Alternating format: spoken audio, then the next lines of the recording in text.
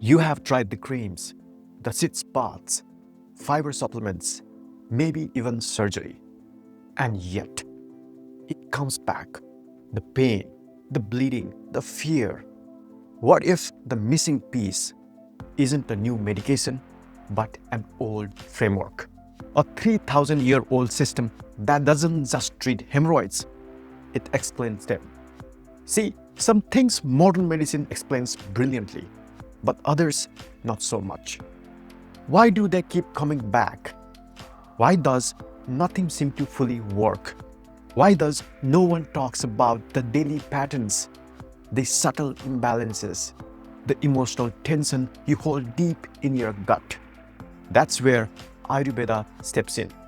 Not as a cure-all, but as a lens, a system, a forgotten roadmap.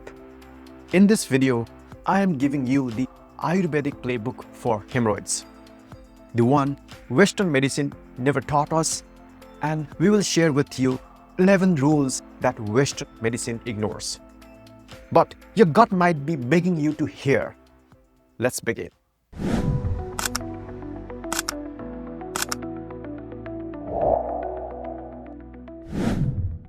Hi, I am Bimal Maharjan, founder of Gutsphere, and someone who has spent years living through researching and managing chronic gut issues, including hemorrhoids. And here's what I have learned the hard way. When it comes to healing, being dogmatic doesn't help. Being curious does. That's why in this video, we are going to explore what Ayurveda and traditional medicine say about hemorrhoids. Not just the herbs and the oils you've heard of, but the deeper patterns, the personalized types, and daily rituals that could be shifting your recovery without you realizing it. We will talk about things like what Ayurveda says about the root cause of hemorrhoids, Dosha-based hemorrhoid types, and why knowing yours changes everything. Powerful but gentle remedies like Triphalaphala, Basti, Lepa, and liver support herbs. The emotional side of straining that almost no one addresses.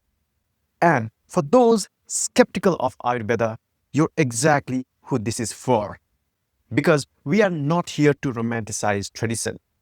We are here to question it, test it, and see where it actually works. Stick around till the end, because I'll walk you through a summary of what to do and what not to do according to Ayurvedic principles. And I promise you, some of these insights could shift the way you think about your body, your gut, and your healing path. Let's get into it. So let's start with one of the Ayurveda's most foundational concepts, a flow you may never have heard of, but one that governs every part of elimination. Apana, Vayu. That's rule number 1 to restore the downward flow. Apana, Vayu. It's the energy that governs everything moving downward. Bowel movements, urination, menstruation, childbirth. When Apana is blocked, weak, or even reversed, elimination suffers.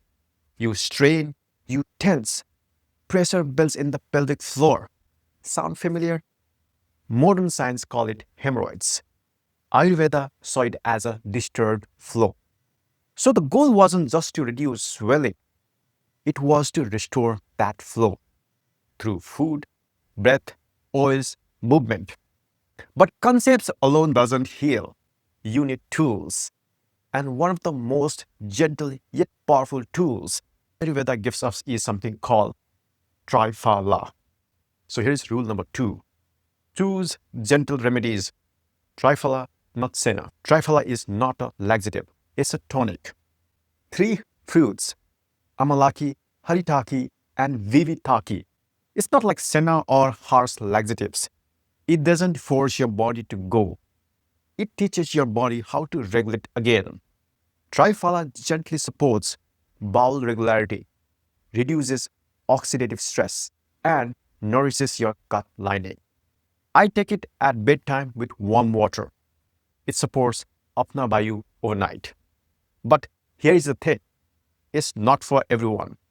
If your stool is already loose or you are in an active flare, please skip it or talk to your Ayurvedic practitioner first. Of course, herbs are one part of it, but Ayurveda also believes healing comes from the inside and outside. That's where oils and the ritual of lubrication comes in. Rule number 3, lubricate inside out. It's called Snehana. In Ayurveda, dryness is seen as one of the root causes of strain and constipation. And the antidote? Snehana, literally to oil. Number 1, internally, 1 teaspoon of warm ghee on an empty stomach. And externally, warm sesame oil massage around your belly. And yes, even the anus. But this isn't just about softening tissue. It tells your nervous system it's safe to let go, that you don't have to hold, cleanse, or fight. Now you have oiled the system, but is your fire burning? Because in Ayurveda, if your digestive fire, your Agni, is weak, nothing flows well. So rule number 4, strengthen your digestive fire, Agni. And why Agni and routine matters. Ayurveda doesn't just want you to poop every day. It wants you to digest powerfully. And that power obviously is called Agni, your digestive fire. If Agni is strong, your food becomes energy. If it's weak, you build up Ama, its toxins. And to keep Agni strong, eat your biggest meal at lunch and avoid cold, raw foods. Sip warm water, not ice. Sleep and wake up on rhythm. These may sound small, but over time, they shift your entire metabolism. And here is the part that often gets overlooked: breath and movement. Healing isn't just about what you take, it's also about how you move. So, rule number 5, move gently, breathe deeply, and support Apana. To support Apana Vayu, you need movement, but not intense workouts. Think squatting positions like Malasana, slow walks after meals, child's pose to relax the pelvic floor, Nadi Sodhana to calm the mind. This isn't about burning calories, it's about releasing tension and letting breath guide the flow downward. Now let's go deeper into personalization, because not all hemorrhoids are created equal. And Ayurveda saw that long ago. So rule number 6, know your type. Here's Dosha-based hemorrhoids. Here is what most people don't know. Ayurveda classifies hemorrhoids into types. Vataza, dry, painful, blackish with constipation. Pittaza, red, burning, bleeding, and inflammation. And Kaphaza, pale, swollen, mucousy with heaviness. That means treatments are personalized. A Pitta-based pile may need cooling herbs. A Vata-based one might need oils and warm soups. And a Kapha one, more movement and spice. This is where real healing starts, understanding your type. And to bridge this with modern medicine, let's map those Dosha-based hemorrhoids to clinical grades, because clarity helps you choose wisely.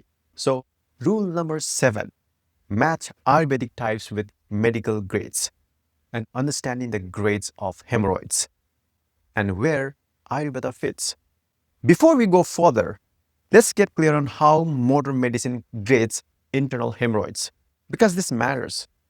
Grade 1, no visible bulks. It may bleed but doesn't protrude. And grade 2, it prolapses during bowel movement but goes back on in its own. And grade 3, it prolapses and needs to be pushed back in manually. And grade 4, is permanently prolapsed and may be thrombosed or strangulated. Now, Ayurveda doesn't use these exact terms, but it absolutely recognizes stages from occasional bleeding to chronic protrusion. It's called Bahya Arsa. Here's how I look at it. Grade 1 and 2 often respond well to the Ayurvedic approaches: diet, herbs, lubrication, and local therapies. And grade 3, Ayurveda can still help, but often as a support to clinical care, especially for inflammation and reoccurrence prevention. And grade 4, this usually needs surgical evaluation. Ayurveda may help with preparation and post-op recovery, but it's not a substitute. So please know your grade, because where you are helps you choose the right care path. Let me get back to Triphala. Triphala is just the beginning. Ayurveda has centuries worth of remedies, some that might surprise you. So rule number 8, use classic remedies with care. Arsogini, Pati, Thalla, Basti, the classic Ayurvedic remedies that you haven't heard of. Again, Triphala is just one tool. Ayurveda has more. Avaya Rista, a fermented digestive tonic, Argosini Vati, an herbal tablet for bleeding piles, and Kasisadi Thaila, a topical oil to shrink swollen veins. These are potent, but don't self-prescribe. Use them under the guidance, because precision matters. Now, if bleeding is part of your story, listen closely. Ayurveda doesn't just cool the fire, it supports the liver and cleanses the blood. So rule number 9, cool the blood, support the liver for bleeding types. In Ayurveda, bleeding isn't just a plumbing issue, it's a heat issue, a pitta imbalance. So they use the herbs that cool and cleanse the blood. Madhista neem, guduchi, punarnava for liver and fluid balance. This helps reduce burning, itching, and chronic bleeding at the root. Some of the most effective treatments, they don't come in pills. They are local, targeted, and deeply traditional. So rule number 10, heal locally with traditional therapies. Some of the most powerful therapies are local. Matra, Vasti, warm herbal oil enema, especially for Vata type flare-ups, and Lepa, herbal paste applied around the anus to shrink and soothe. These treatments aren't DIY. They are done by trained Ayurvedic practitioners, but they work deeply without side effects. But even with all the herbs and oils, there is one layer most systems miss: the emotional root, the tension that lives in your gut, your breath, and your pelvic floor. So rule number 11, release what you hold, both emotional and physical tension. Let's talk real for a second. Ayurveda doesn't just ask what you are eating, it asks what you are holding. Fear of letting go, suppressing your surges, staying in control. All that emotional tension lives in the pelvic floor. So part of healing isn't just physical, it's learning to breathe again, to rest, to stop gripping your life so hard. So how do we honor this tradition without being bounded by it? We treat it like a tool, not a trophy. Tradition is a tool, not a trophy. Let me be clear. This isn't about replacing your doctor. It's about building a bridge from the old to the new, from the ritual to the rational. So pair Triphala with fiber, pair ghee with water, pair oil massage with movement. You don't have to choose. You get to combine. And this isn't theoretical for me. Let me tell you what happened when I returned to these rituals, not just as a culture, but as a healing. I grew up with mustard oil massages, warm water, and ghee. I let go of those things when I moved to the US. But when I came back to them, not as superstition, but as science-backed rituals, everything changed.